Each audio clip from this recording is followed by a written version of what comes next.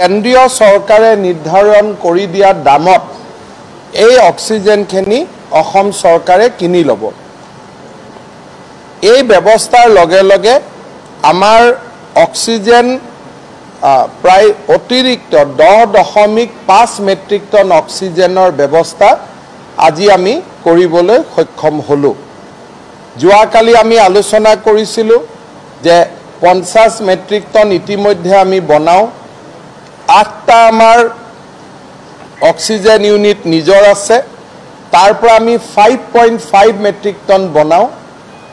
50 আৰু 5.5 matric ton 55.5 matric ton.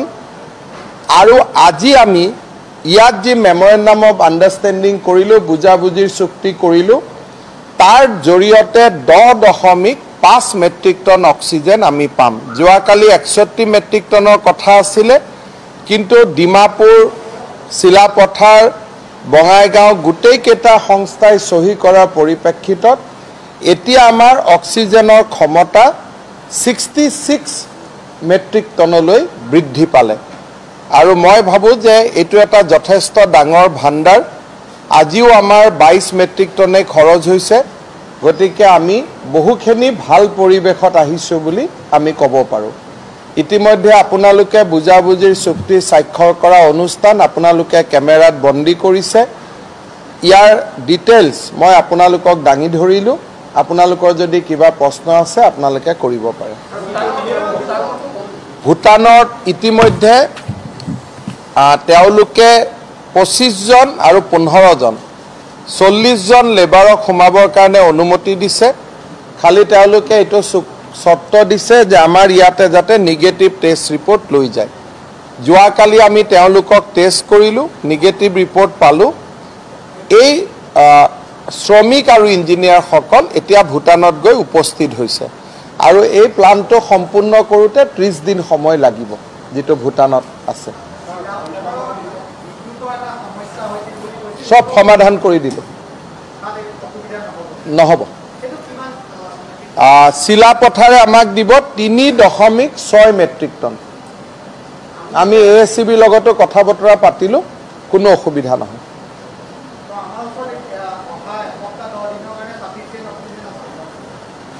মই ভাবোঁ যে 65 মেট্ৰিক টন, 50 আগৰ পৰাই আছিল। 5.5 মেট্ৰিক টন আমি নিজে উৎপাদন কৰোঁ, 50.5। আজি MOU হ'ল 10.5, তাৰমানে 66 মেট্ৰিক টন, 66 মেট্ৰিক টন। এইটো এটা বৰ ডাঙৰ ভাণ্ডাৰ, কাৰণ এতিয়াতো আমাৰ খৰচ নাই, সদায় 40 মেট্ৰিক টন আমি সঞ্চয় কৰি গৈ থাকিম। অহা কালি পৰহিৰ ভিতৰত আমাৰ নিজৰ আভ্যন্তৰীণ আৰু কেইটামান অক্সিজেন প্লান্ট আমি আৰম্ভ কৰিম। গতিকে আমাৰ গোটেই ব্যৱস্থাটো বাঢ়ি বাঢ়ি গৈ থাকিব, কমি আমি নাহোঁ।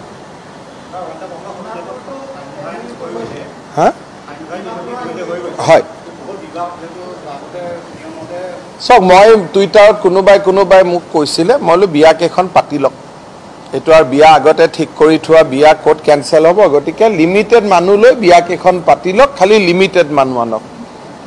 মই অসম আৰক্ষীৰ অতিৰিক্ত মহানিৰ্দেশকক আৰু সঞ্চালক প্ৰধান দুয়োজনকে মই কৈ দিম, কোনোবাই যদি বিয়া পাতি ঠিক কৰা আছে, বিয়া কেঞ্চেল কৰিব নালাগে, কম মানুহেদি বিয়াকেইখন সমাপন কৰক। মই ইতিমধ্যে আজি 2-এজনক টুইটত ৰিপ্লাই দিছোঁৱেই। ডিমাপুৰ হৈ গ'ল আজি চহী, এইটোৱে মই মাতি দিলোঁ নহয়। North East Gases Limited Bongaigaon, Luit aero product Silapathar, BMA liquid air Dimapur, 3টাৰ লগতে চহী হৈ গ'ল। 5 দিন পাম, কিন্তু ডিফুলৈকে যাব। আৰু যিহেতু কনজামশ্যন কাৰো নাই, এইখিনি ষ্ট'ৰ হৈয়ে থাকিব নহয়। সেইকাৰণে মই ডেইলি বুলি কৈছোঁ, তাৰে সপ্তাহত 2 দিন হয়তো 3.9 মেট্ৰিক টনৰ জেগাত 1-2 মেট্ৰিক টন কম হ'ব পাৰে। আজি আমি খুব সম্ভৱ 21 লাখ পাৰ কৰিম ভেকচিনৰ সংখ্যা। আমি এইকেইদিন প্ৰতিদিনে 75,000ৰ ওপৰত ভেকচিন দি আছোঁ। যোৱাকালি 78,000, আজি 1 লাখ ড'জ কোভেক্সিন আমাক দিছে, 4 লাখ কোভিচিল্ড দিছে। এইখিনি 45 বছৰ ওপৰৰ কাৰণে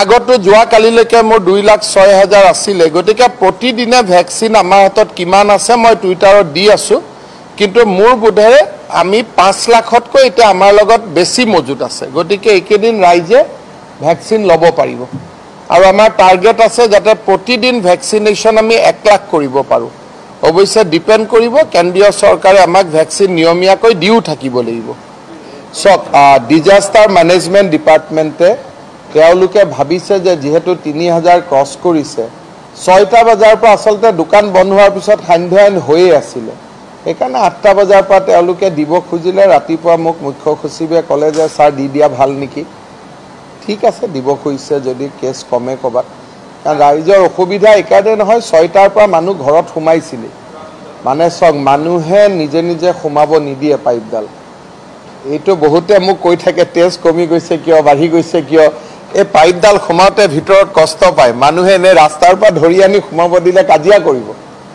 এইটো বস্তু মানুহে কিবা নাজানা মানুহে খুদি থাকে যে অসম চৰকাৰে টেষ্ট কমাই দিলে বঢ়াই দিলে এটা আপোনাক যদি মই মাতি আনি কওঁ যে ৰাতিপুৱা এডাল সোমাই দিও আপুনি সোমাব দিব নেকি গতিকে কিবা এটা শৰ্তত সোমাব দিব যে দোকান খুলিব নিদিও বা এয়াৰপোৰ্টত সোমাব নিদিও তেনেকুৱা এতিয়া আমি কোট টেষ্ট কৰো কামাখ্যা মন্দিৰত গলে যে টেষ্ট নকৰিলে মন্দিৰ যাব নোৱাৰিব তেতিয়া বাধ্য হৈ আমাক টেষ্ট দিয়ে নহলে আমি কওঁ যে এয়াৰপোৰ্টৰ পৰা ওলাই আহিব নোৱাৰিব তেতিয়া আমাক টেষ্ট দিয়ে ৰেলৰ পৰা ওলাই আহিব নিদিব তেতিয়া আমাক টেষ্ট দিয়ে কিন্তু ভাল মানুহক যদি আমি কওঁ যে আপোনাক টেষ্ট কৰো তেতিয়াতো কাজিয়া কৰিব নহয় মানুহে সেইকাৰণে টেষ্ট বঢ়ুৱা কমুৱাটো এইটো এটা ডিপেন্ড কৰিব অহা কালিৰ পৰা যদি কওঁ যে এতিয়াতো সান্ধ্যায়ন হ'ল কিন্তু কিছুমান হোটেলে 9টা বজালৈকে খোলা ৰাখিব পাৰিব যদিহে টেষ্ট কৰে তেতিয়া কৰিব কিবা এটা শৰ্ত নাথাকিলে গা বেয়া নাথাকিলে মানুহে টেষ্ট নকৰে নহয় আৰু বহুত কাজিয়া কৰে এইটো সহজ কাজিয়া নহয়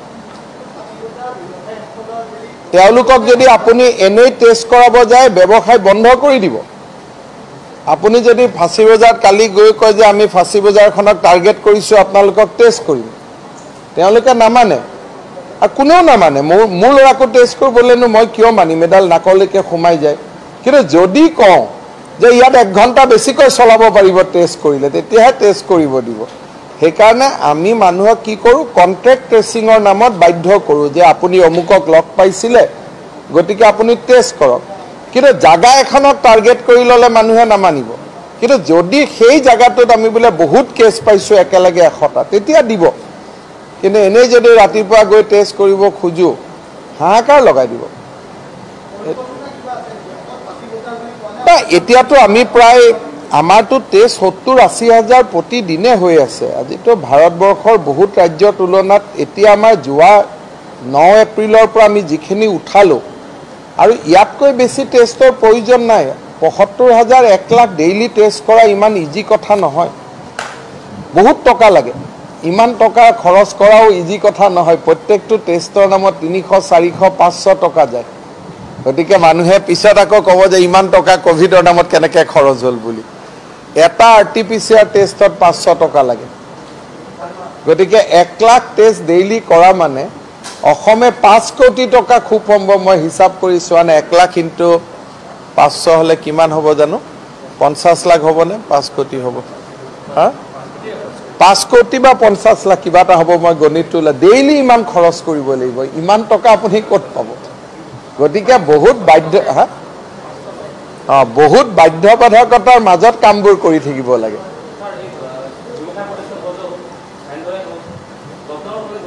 সব লকডাউন নহয় আৰু আজিও আমাৰ বিষয়াসকলে ক'লে যে স্যাৰ 2 তাৰিখে কাউন্টিং হ'ব 1 লৈকে দিয়ক কিন্তু মই বহুত সান্ধ্যায়নৰ পক্ষপাতি নহয় গতিকে এতিয়া এই মুহূৰ্তত এটা এমচিচি চলি আছে সকলো অফিচাৰে একগোট হৈ এটা সিদ্ধান্ত লয় তাক হা আৰু না মই বহুত কৰাৰ পক্ষপাতি নহয় কিয় কাৰণে এতিয়া আমাৰ হাতত অধিকাৰো নাই কিন্তু মোৰ বিশ্বাস যে ৰাইজে সহযোগ কৰিব লাগে সান্ধ্যায়ন বা অমুক দি পেলাই দুদিন পিছত মানুহবিলাকক সান্ধ্যায়ন ভাঙি ওলাই আহিব আকৌ হেতুৰ কাৰণে এটা পুলিচ লাগিব মানুহে আকৌ হোৱাটছআপত ফটো পঠাব যে অমুকে সান্ধ্যায়ন মানা নাই বুলি আকৌ তালৈকে যাব লাগিব গতিকে 2 তাৰিখৰ পিছত আৰু অলপ বেলেগ ধৰণে টেকেল কৰিম এতিয়াতো ডিসি অৰ্ডাৰ দিছে এটোটো আৰু কোনোবাই খোলা ৰাখিলেতো এটো বিপদত পৰিব এতিয়া কোনোবাই যদি খোলা ৰাখা খবৰ আপোনালোকে ডিচিক দিয়ে, ডিচিয়ে লগে লগে একশ্যন ল'ব। অনলাইন ঠিক আছে, কিন্তু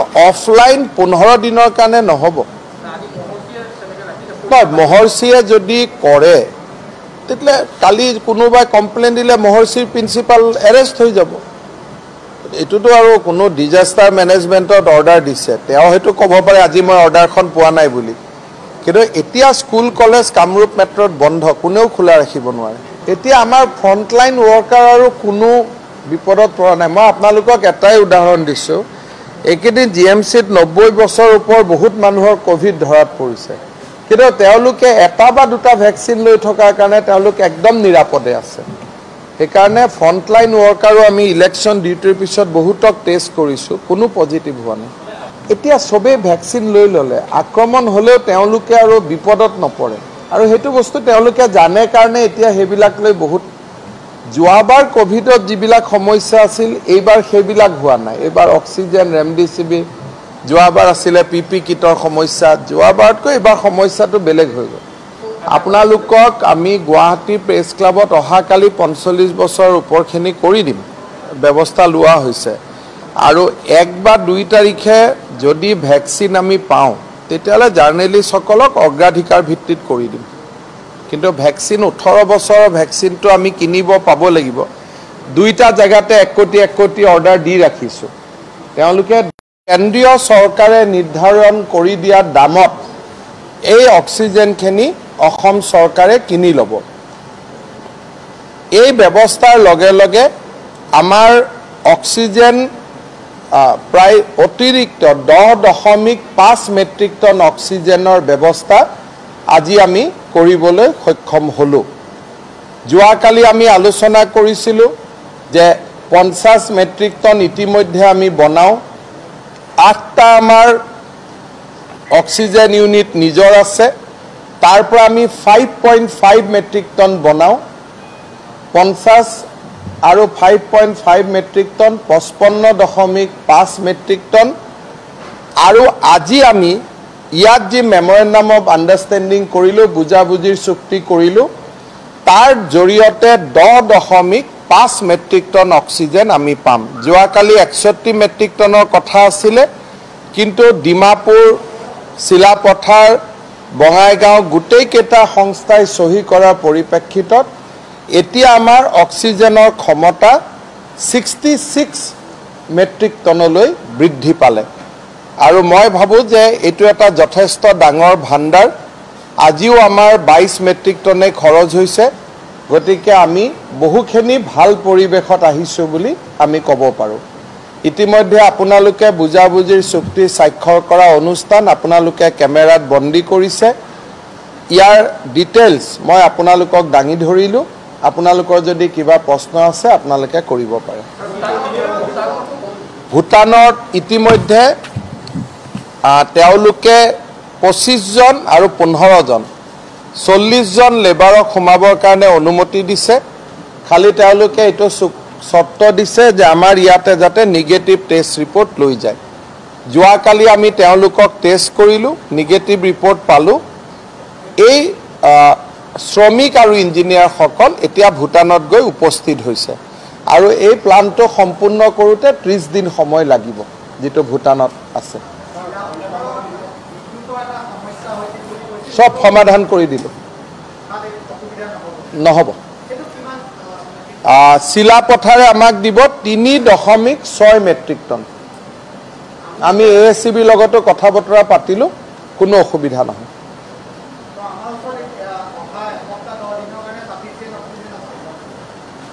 মই ভাবোঁ যে 65 মেট্ৰিক টন, 50 আগৰ পৰাই আছিল।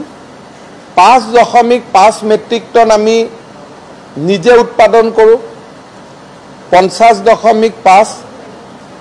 আজি MOU হ'ল 10.5, তাৰমানে 66 মেট্ৰিক টন, 66 মেট্ৰিক টন। এইটো এটা বৰ ডাঙৰ ভাণ্ডাৰ, কাৰণ এতিয়াতো আমাৰ খৰচ নাই, সদায় 40 মেট্ৰিক টন আমি সঞ্চয় কৰি গৈ থাকিম। অহা কালি পৰহিৰ ভিতৰত আমাৰ নিজৰ আভ্যন্তৰীণ আৰু কেইটামান অক্সিজেন প্লাণ্ট আমি আৰম্ভ কৰিম। গতিকে আমাৰ গোটেই ব্যৱস্থাটো বাঢ়ি বাঢ়ি গৈ থাকিব, কমি আমি নাহো। হা হয়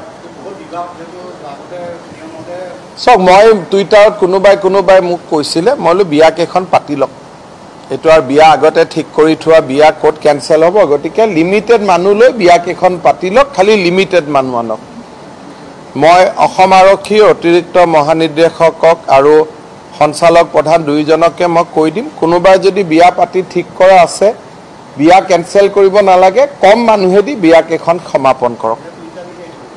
মই ইতিমধ্যে আজি দুই এজনক টুইটত ৰিপ্লাই দিছোঁৱেই। ডিমাপুৰ হৈ গ'ল আজি চহী, এইটোৱে মই মাতি দিলোঁ নহয়। North East Gases Limited Bongaigaon, Luit aero product Silapathar, BMA liquid air Dimapur, তিনিটাৰ লগতে চহী হৈ গ'ল।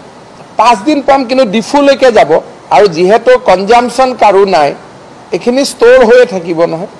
সেইকাৰণে মই ডেইলি বুলি কৈছোঁ, তাৰে সপ্তাহত 2 দিন হয়তো 3.9 মেট্ৰিক টনৰ জেগাত 1-2 মেট্ৰিক টন কম হ'ব পাৰে। আজি আমি খুব সম্ভৱ 21 লাখ পাৰ কৰিম ভেকচিনৰ সংখ্যা। আমি এইকেইদিন প্ৰতিদিনে 75,000ৰ ওপৰত ভেকচিন দি আছোঁ। যোৱাকালি 78,000, আজি 1 লাখ ড'জ কোভেক্সিন আমাক দিছে, 4 লাখ কোভিচিল্ড দিছে। এইখিনি 45 বছৰ ওপৰৰ কাৰণে।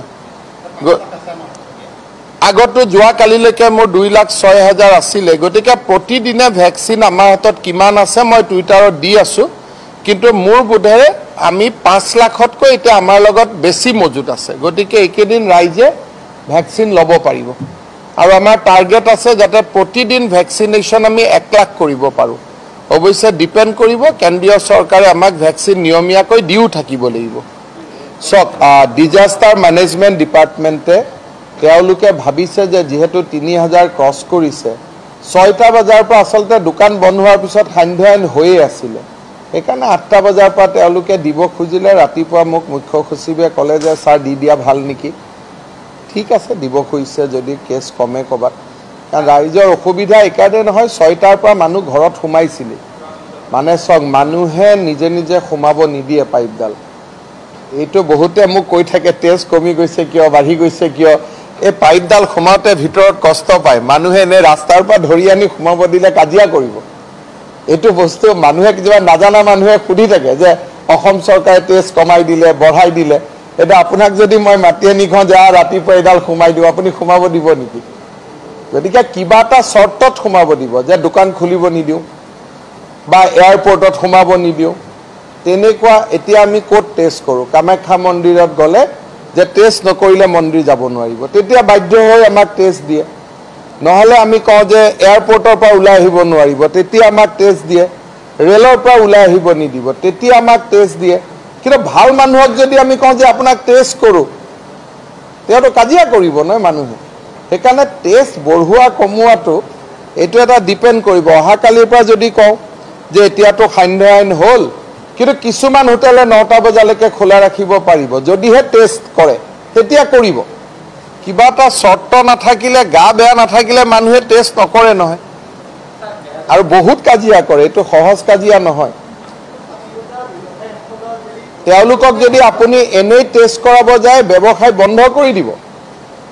আপুনি যদি ফাঁচী বজাৰত কালি গৈ কয় যে আমি ফাঁচী বজাৰখনক টাৰ্গেট কৰিছোঁ, আপোনালোকক টেষ্ট কৰিম, তেওঁলোকে নামানে, আৰু কোনেও নামানে। মোৰ ল'ৰাকো টেষ্ট কৰিবলৈনো মই কিয় মানিম, এডাল নাকলৈকে সোমাই যায়। কিন্তু যদি কওঁ যে ইয়াত 1 ঘণ্টা বেছিকৈ চলাব পাৰিব টেষ্ট কৰিলে, তেতিয়াহে টেষ্ট কৰিব দিব। সেইকাৰণে আমি মানুহক কি কৰোঁ, কণ্টেক্ট ট্ৰেচিঙৰ নামত বাধ্য কৰোঁ যে আপুনি অমুকক লগ পাইছিলে, গতিকে আপুনি টেষ্ট কৰক। কিন্তু জাগা এখনক টাৰ্গেট কৰি ল'লে মানুহে নামানিব। কিন্তু যদি সেই জাগাটোত আমি বোলে বহুত কেছ পাইছোঁ একেলগে 100টা, তেতিয়া দিব।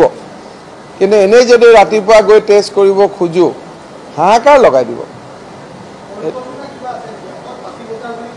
এতিয়াতো আমি প্ৰায় আমাৰতো টেষ্ট 70-80 হাজাৰ প্ৰতিদিনে হৈ আছে। আজিতো ভাৰতবৰ্ষৰ বহুত ৰাজ্যৰ তুলনাত এতিয়া আমাৰ যোৱা 9 এপ্ৰিলৰ পৰা আমি যিখিনি উঠালোঁ, আৰু ইয়াতকৈ বেছি টেষ্টৰ প্ৰয়োজন নাই। 75,000 1 লাখ ডেইলি টেষ্ট কৰা ইমান ইজি কথা নহয়, বহুত টকা লাগে। ইমান টকা খৰচ কৰাও ইজি কথা নহয়। প্ৰত্যেকটো টেষ্টৰ নামত 300, 400, 500 টকা যায়। গতিকে মানুহে পিছত আকৌ ক'ব যে ইমান টকা কোভিডৰ নামত কেনেকৈ খৰচ হ'ল বুলি। এটা RT-PCR টেষ্টত 500 টকা লাগে। গতিকে 1 লাখ টেষ্ট ডেইলি কৰা মানে অসমে 5 কোটি টকা খুব সম্ভৱ মই হিচাপ কৰি চোৱা নাই। 1 লাখ ইনটু 500 হ'লে কিমান হ'ব জানো? 50 লাখ হ'বনে? 5 কোটি হ'ব। হা 5 কোটি বা 50 লাখ কিবা এটা হ'ব। মই গণিতটো ডেইলি ইমান খৰচ কৰিব লাগিব। ইমান টকা আপুনি ক'ত পাব? গতিকে বহুত বাধ্যবাধকতাৰ মাজত কামবোৰ কৰি থাকিব লাগে।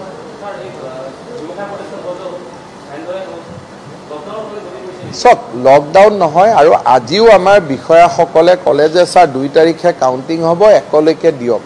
কিন্তু মই বহুত সান্ধ্য আইনৰ পক্ষপাতি নহয়। গতিকে এতিয়া এই মুহূৰ্তত এটা MCC চলি আছে। সকলো অফিচাৰে একগোট হৈ এটা সিদ্ধান্ত লয়। তাক হা আৰু না মই বহুত কৰাৰ পক্ষপাতি নহয়। কিয় কাৰণে এতিয়া আমাৰ হাতত অধিকাৰো নাই। কিন্তু মোৰ বিশ্বাস যে ৰাইজে সহযোগ কৰিব লাগে। সান্ধ্য আইন বা অমুক দি পেলাই 2 দিন পিছত মানুহবিলাকক সান্ধ্য আইন ভাঙি ওলাই আহিব। আকৌ সেইটোৰ কাৰণে এটা পুলিচ লাগিব। মানুহে আকৌ হোৱাটছআপত ফটো পঠাব যে অমুকে সান্ধ্য আইন মানা নাই বুলি, আকৌ তালৈকে যাব লাগিব। গতিকে 2 তাৰিখৰ পিছত আৰু অলপ বেলেগ ধৰণে টেকেল কৰিম। এতিয়াতো ডিচিয়ে অৰ্ডাৰ দিছে। সেইটোতো আৰু কোনোবাই খোলা ৰাখিলেতো এইটো বিপদত পৰিব। এতিয়া কোনোবাই যদি খোলা ৰখা খবৰ আপোনালোকে ডিচিক দিয়ে, ডিচিয়ে লগে লগে একশ্যন ল'ব। অনলাইন ঠিক আছে, কিন্তু অফলাইন 15 দিনৰ কাৰণে নহ'ব। মহৰ্ষিয়ে যদি কৰে তেতিয়াহ'লে কালি কোনোবাই কমপ্লেইন দিলে মহৰ্ষিৰ প্ৰিন্সিপাল এৰেষ্ট হৈ যাব। এইটোতো আৰু কোনো ডিজাষ্টাৰ মেনেজমেণ্টত অৰ্ডাৰ দিছে, তেওঁ হয়তো ক'ব পাৰে আজি মই অৰ্ডাৰখন পোৱা নাই বুলি। কিন্তু এতিয়া স্কুল কলেজ কামৰূপ মেট্ৰত বন্ধ, কোনেও খোলা ৰাখিব নোৱাৰে। এতিয়া আমাৰ ফ্ৰণ্টলাইন ৱৰ্কাৰ আৰু কোনো বিপদত পৰা নাই। মই আপোনালোকক এটাই উদাহৰণ দিছোঁ। এইকেইদিন GMCত 90 বছৰ ওপৰ বহুত মানুহৰ কোভিড ধৰাত পৰিছে, কিন্তু তেওঁলোকে এটা বা দুটা ভেকচিন লৈ থকাৰ কাৰণে তেওঁলোক একদম নিৰাপদে আছে। সেইকাৰণে ফ্ৰণ্টলাইন ৱৰ্কাৰো আমি ইলেকশ্যন ডিউটিৰ পিছত বহুতক টেষ্ট কৰিছোঁ, কোনো পজিটিভ হোৱা নাই। এতিয়া চবেই ভেকচিন লৈ ল'লে, আক্ৰমণ হ'লেও তেওঁলোকে আৰু বিপদত নপৰে। আৰু সেইটো বস্তু তেওঁলোকে জানে কাৰণে এতিয়া সেইবিলাক লৈ বহুত, যোৱাবাৰ কোভিডত যিবিলাক সমস্যা আছিল এইবাৰ সেইবিলাক হোৱা নাই। এইবাৰ অক্সিজেন, ৰেমডিচিভিৰ, যোৱাবাৰ আছিলে PP কিটৰ সমস্যা, যোৱাবাৰতকৈ এইবাৰ সমস্যাটো বেলেগ হৈ গ'ল। আপোনালোকক আমি গুৱাহাটী প্ৰেছ ক্লাবত অহাকালি 45 বছৰ ওপৰখিনি কৰি দিম, ব্যৱস্থা লোৱা হৈছে। আৰু 1 বা 2 তাৰিখে যদি ভেকচিন আমি পাওঁ তেতিয়াহ'লে জাৰ্নেলিষ্টসকলক অগ্ৰাধিকাৰ ভিত্তিত কৰি দিম। কিন্তু ভেকচিন 18 বছৰৰ ভেকচিনটো আমি কিনিব পাব লাগিব। 2টা জেগাতে 1 কোটি অৰ্ডাৰ দি ৰাখিছোঁ। তেওঁলোকে দিয়াৰ